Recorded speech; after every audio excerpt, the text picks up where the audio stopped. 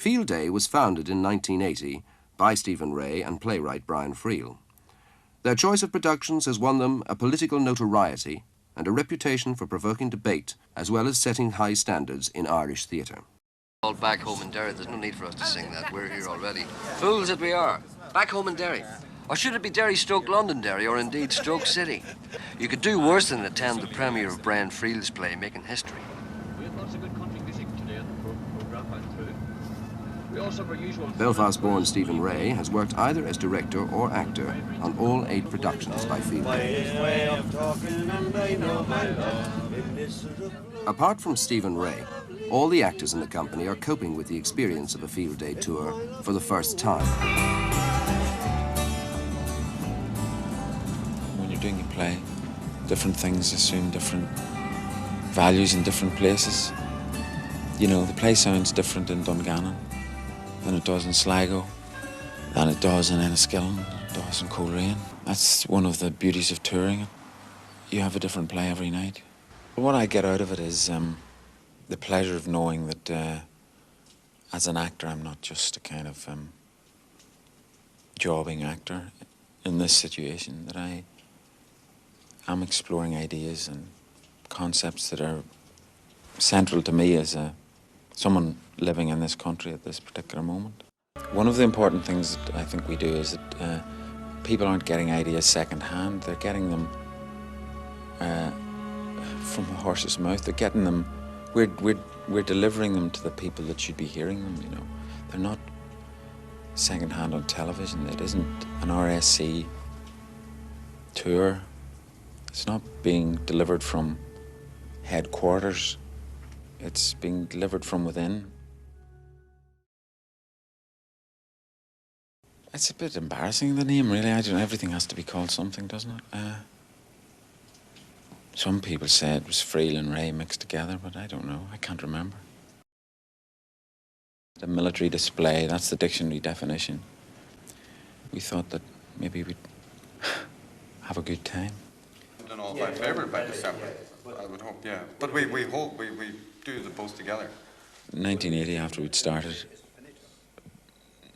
and there was Brian and I, and we had to pick a board. So we decided to pick a board of imaginative and interesting people rather than just a sleeping board. So we picked Seamus Heaney, the poet, Seamus Dean, the poet and critic, Tom Paulin, also a poet, David Hammond, filmmaker and singer, and more recently, Thomas Kilroy, playwright. No matter what you would do, he was hell-bent on, you know, you can talk about 10 minutes. We're badly stuck, though, really, in terms of it, again, you know, aren't we? And then what happened between turns? You just got it was interspersed, his poetry was interspersed with your songs. But I mean, did nobody make any kind of a you introduced your between? own? No, it was said, you're going to hear poetry by so-and-so. Oh, I see. We never had any idea of Field Day as being a permanent thing.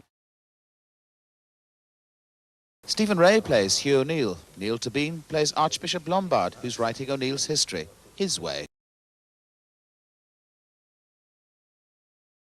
Stephen, do you feel like O'Neill? Do you feel a sense of history in this part?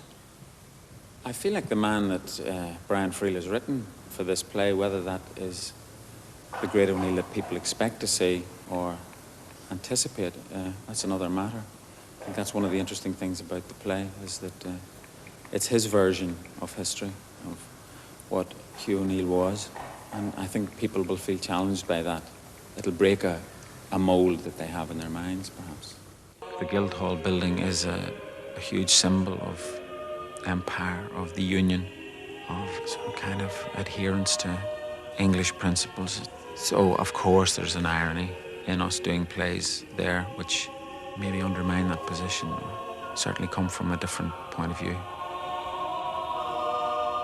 In Ireland, at this point, there's no question that there's a hunger for whatever it is we're peddling, whatever it is we show them, you know, and there's a kind of real need to explore something that in this country. I think they're coming to find ways to make life in this island more possible.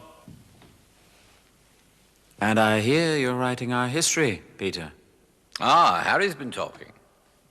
Have you begun? No, just checking some events and dates. And when your checking is done? Then I suppose I shall try to arrange the material into a shape. Eventually. And interpret what you've gathered? Not interpret, Hugh, just describe. Without comment? I'll just try to tell the story of what I saw and took part in as accurately as I can. But you'll tell the truth? I'm no historian, Hugh. I'm not even sure that I know what the historian's function is, not to talk of his method. But you'll tell the truth? If you're asking me, will my story be as accurate as possible, then of course it will. But are truth and falsity the proper criteria? I don't know. Maybe when the time comes, my first responsibility will be to tell the best possible narrative. Isn't that what history is? A kind of storytelling. Is it? Imposing a pattern on events that were mostly casual and haphazard, and shaping them into a narrative that is logical and interesting. Oh, yes, I think so. And where does the truth come into all this? I'm not sure that truth is a primary ingredient. Is that a shocking thing to say? Maybe when the time comes, imagination will be as important as information. But one thing I can promise you, Hugh. Nothing will be put down on paper for years and years. History has to be made before it's remade. My dilemma. Help me, Mary. Which hand do I grasp? Because either way I make an enemy. Either way I interfere with that slow, sure tide of history. No, that's unfair. I mustn't embarrass you. Let's put it another way. Which choice would history approve? Or to use the Archbishop's language, if the future historian had a choice of my two alternatives, which would he prefer for his acceptable narrative? Tell me. I don't know anything about history, Hugh. All right, then. Which hand should I grasp? Queen Elizabeth made you an earl, and you accepted that title. And you know that that title carries with it certain duties and responsibilities. Those duties I have honored faithfully. Then as long as you continue to do that, Hugh, and if you are at peace with your conscience, you have no dilemma. Here we are. I want you to meet two of my friends, Mabel. Hugh O'Donnell. Sir Hugh O'Donnell, Earl of Tyrconnell. My wife, Mabel. I'm pleased to meet you. And Dr. Peter Lombard, titular Bishop of Armagh and Primate of all Ireland. I'm pleased to meet you. We've got to keep on the right side of Peter. He's writing our history. That seems to make you uneasy for some reason. Not as long as you tell the truth. You keep insisting on this truth, Hugh. Don't you believe in the truth, Archbishop? I don't believe that a period of history, a given space of time, my life, your life, contains within it one true interpretation just waiting to be mined. But I do believe that it may contain within it several possible narratives. In this scene, Hugh O'Neill pokes fun at his Protestant wife, Mabel, whom he has just introduced to his friends for the first time. Funny. Why doesn't he speak like you? How do I speak? How do I speak? Like those old English knobs in Dublin. That's why you're fair dying about me. And I met a popish priest, Hugh. That's the first time in my life I ever even saw one of them. And I said, I'm pleased to meet you. Oh, my God, wait till my sister Mary hears this. And your brother Henry? Oh, Henry would shoot me, Hugh. Would he? You know he would. I shook the hand of a popish priest. An archbishop? Is that worse? Much worse. And look at it. What? Your hand. It's turning black. It's... Oh, my God, I actually looked. You're a bastard, you O'Neill. That's what you are, a real bastard. Tullyhogue is just a remarkable place, isn't it? I mean, I went there not even knowing if anything existed of the old fort, and of course it's there in all its perfection, and It's a wonderful, pure atmosphere. And it's extraordinary to be somewhere that you know that O'Neill definitely was.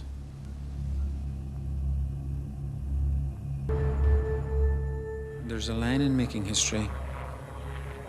The land is the goddess that every ruler in turn is married to. We come and we go, but she remains the same.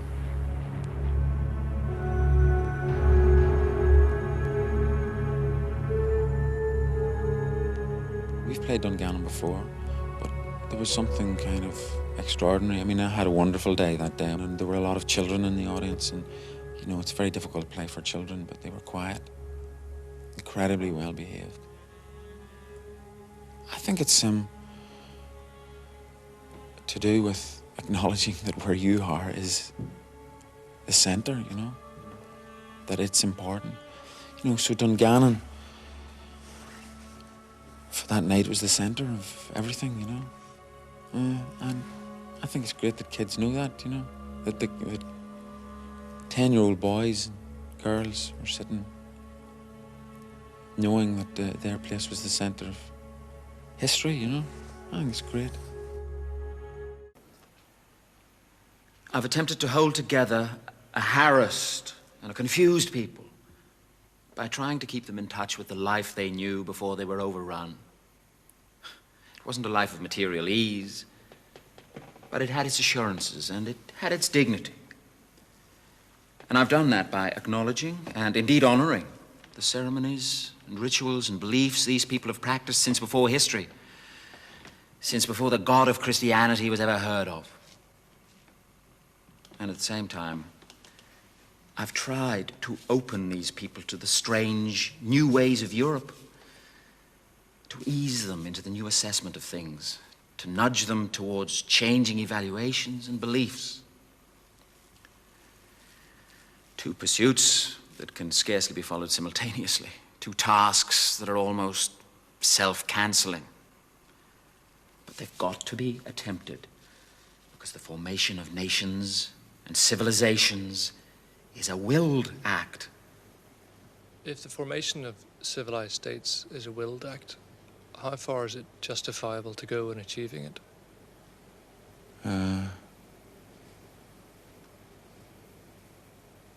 It's up to the individual, really, how far they're prepared to go. What their capacity is.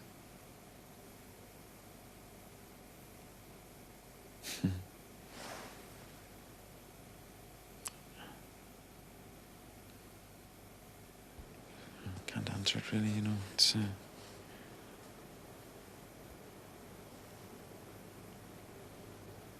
How far would you go? Oh, I could... I mean, I could never be a soldier. Is that what you're asking me, really? I couldn't do that. I couldn't... You know...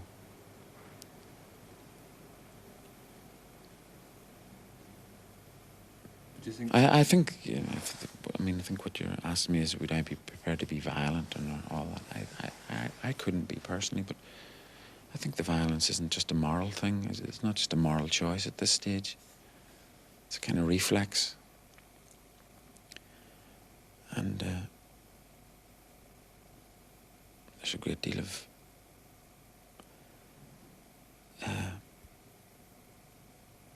establishment violence as well. Will change happen without it?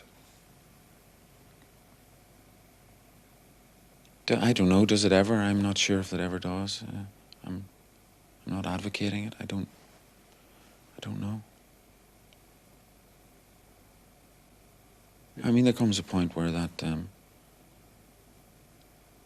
you know, radical action isn't necessarily violent.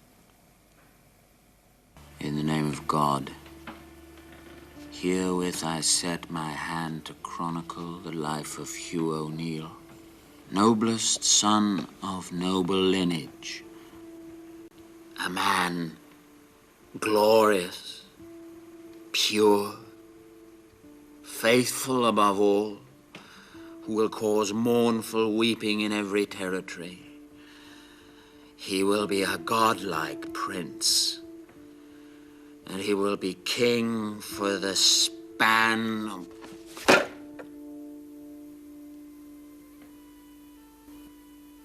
Damn you, Archbishop. But this is one battle I am not going to lose.